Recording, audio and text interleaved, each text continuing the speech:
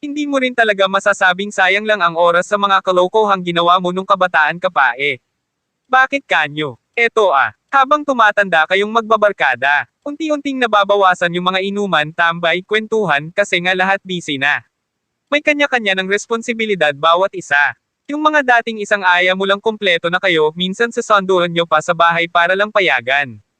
Eh ngayon wala, kailangan mo pa ata magdasal sa lahat ng santo makumplito lang kayo. Kasi aminin natin, may mga mas mahahalagang bagay na kasi tayong dapat unahin eh di ba?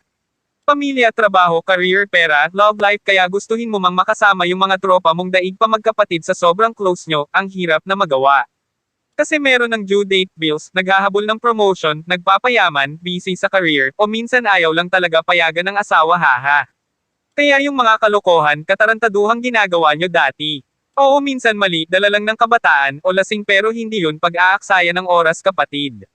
Para siyang investment ba sa sarili mo? Para sa mga panahong di mo sila makasama. May mga alaala kang nakatabi.